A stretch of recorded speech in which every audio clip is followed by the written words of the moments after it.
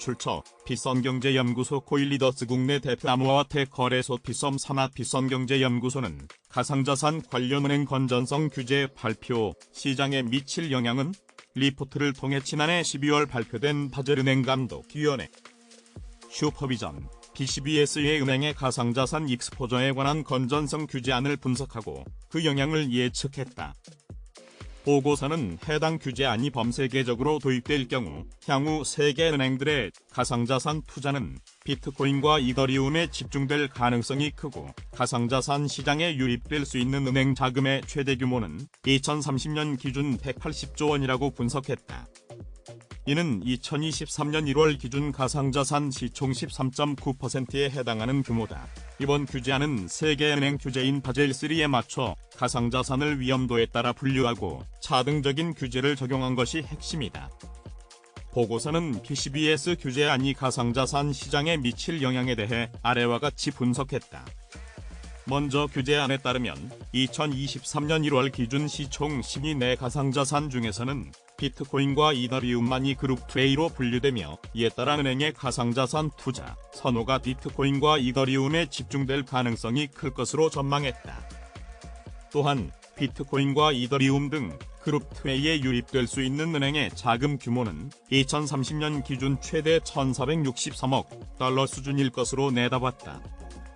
BCBS 규제안의 가상자산 투자 한도 최대치는 기본 자본 대비 2%이나 1%를 초과한 투자에 대해서는 그룹 2B의 위험 가중치가 적용됨으로써 사실상 이를 초과한 익스포저를 보유할 가능성은 매우 낮을 것이라고 보고 있다. 덧붙여 보고서는 이번 규제안을 통해 은행이 가상자산에 투자할 수 있는 범위의 불확실성이 해소되고 그 범위가 현재 세계 은행들의 익스포저 수준보다 높아 가상자산 시장으로의 추가 자금이 유입될 가능성이 커질 것이며 이로써 다양한 가상자산 관련 서비스를 출시할 수 있는 기회가 열릴 것이라고 분석했다.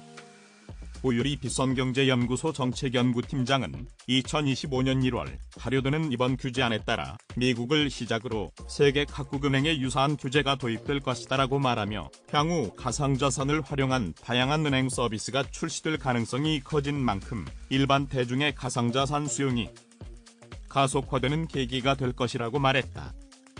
암호화폐 대장주 비트코인은 지난 24시간 동안 23,500달러 선 안팎에서 거래되며 최근 급등에 따른 열기를 잠시 식혔다.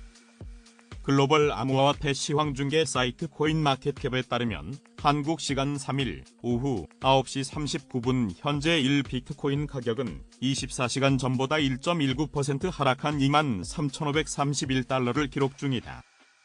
이날 암호화폐 전문 매체 빈크립토에 따르면 비트코인 트레이더이자 캐프리올 펀드 설립자 찰스 에드워드는 새로운 강세장이 시작됐다고 진단했다.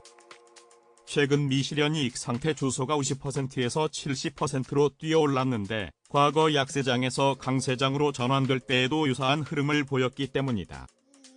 하지만 미국 헤지펀드 업계 거물레이 달리오 브리지워터 어소시에이츠 창업자는 CNBC와의 인터뷰에서 비트코인의 가치가 지나치게 과장됐다고 지적했다.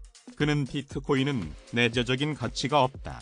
실질적인 가치는 마이크로소프트 주식의 3분의 1도 되지 않는다.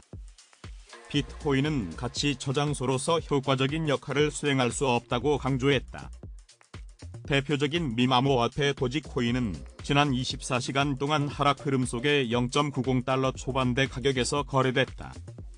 시가총액 9위 암호화폐 도지코인 가격은 3일 오후 9시 23분 현재 코인마켓캡 기준으로 24시간 전 대비 1.99% 하락한 0.0919달러를 기록 중이다. 도우즈는 지난 7일간 7.68% 올랐다. 이날 암호화폐 전문 미디어 핀볼드가 암호화폐 추적 플랫폼 프라이스 프리딕션 머신 러닝 알고리즘 보고서를 인용 2023년 2월 28일 도지코인 가격을 0.095달러로 예상했다. 보고서는 이동평균 등 기술적 분석 데이터에 따라 2월 말 도지코인 가격을 현재보다 약 4% 높은 가격으로 예측했다.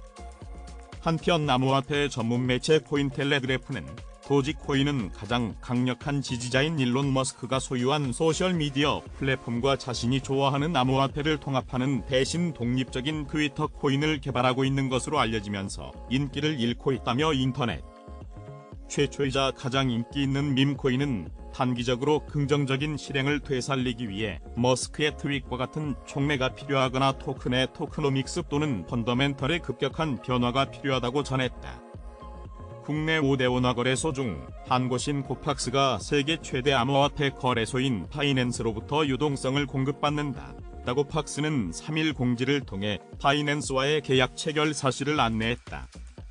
코팍스는 제네시스 글로벌 캐피털의 인출 중단으로 인한 코파이 출근 지연의 빠른 해결과 투자자 보호를 목표로 지난해 11월 23일 바이낸스와 유동성 공급을 포함한 투자 의향서를 체결했다면서 이후 다방면의 협의 및 필요 절차들을 진행해 지난 2일 계약이 체결됐다고 밝혔다.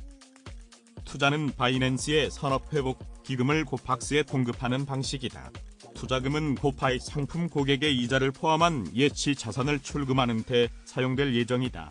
IRI는 바이낸스가 작년 말에 공개한 산업회복 기금이다. 혁신과 장기적 가치 창출에 힘쓰고 실행 가능하며 현실적인 비즈니스 모델을 갖고 있는 가상화폐 업계 관계자들을 지원하기 위해 만들어졌다. 선정된 업체는 재정적 지원은 물론 사업 재조정을 위한 포괄적인 지원도 받을 수 있다. 창펑자오 바이낸스 최고 경영자는 바이낸스는 산업의 선두주자로서 소비자와 산업을 보호할 의무가 있다고 생각한다며 작년 여러 사건들로 인해 부정적 영향을 받은 유망한 회사들을 지원하기 위해 IRI를 조성했다고 설명했다. 그러면서 코팍스와 함께하게 된 이 과정이 한국 가상자산 및 블록체인 산업 재건에 도움이 되길 바란다고 말했다. 앞서 코팍스는 지난해 11월 미국 가상화폐 대출업체인 제네시스의 서비스 중단 여파로 코파이 상품의 원금, 이자 지급이 지연되고 있다고 공지했다. 코파이는 고객이 보유 중인 암호화폐를 맡기면 이에 대해 이자를 주는 상품이다. 이후 코파이 서비스 정상화를 목표로 글로벌 블록체인 인프라 업체의 투자 유치를 추진 중이라고 밝혔다. 제롬 파월 미국 연방준비제도 의장이 연내 금리 인하 가능성을 일축하는 등 매파적 입장을 보였지만 이를 불신하는 투자자들이 주식, 암호화폐 등 위험자산에 몰려들어 높은 수익률을 누리고 있다. 2일 미 일간 월스트리트저널에 따르면 골드만삭스가 이익을 내지 못하는 정보기술 기업들의 주가를 집계한 지수는 지난해 급락을 딛고 올해 들어 전날까지 28% 급등했다.